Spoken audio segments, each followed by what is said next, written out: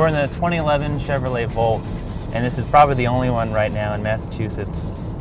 The rest of the cars won't go on sale until this fall. They're not going to be making more than about 10,000 this year, so it's going to be very difficult to even find one.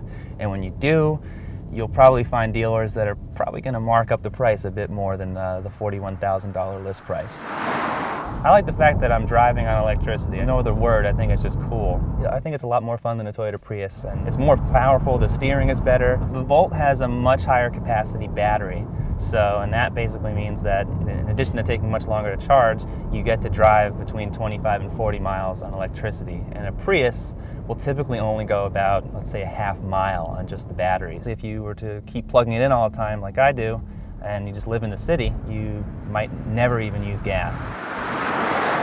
Unlike some of the full electric cars, the Volt will actually drive on its gas engine. So once you've exhausted the batteries, you don't have to worry at all about, stopping for a plug. Now, there's not that much room, but people who drive the Prius are going to find that pretty comparable because it has that similar hatchback shape to it. But inside, you don't really feel like necessarily a $40,000 car. I mean, you still have some hard touch points on here. Stuff could be a little softer. I mean, overall the feeling isn't so much luxury as it is technology, and that's really what people are going to be buying this car for.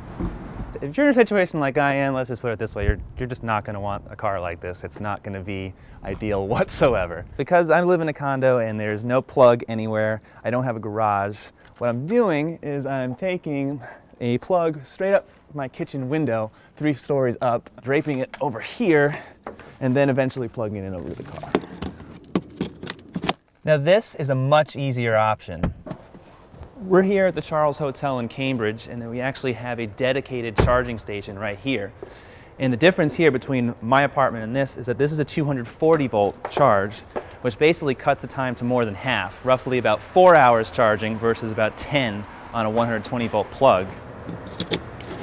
So overall, the Chevy Volt, it's a great experimental car. If you're an environmentalist, you're going to absolutely love it. Even if you're not, you're still going to love it if you can afford it. So right now, even though there's not too much out there in terms of electric cars, this is pretty much the future.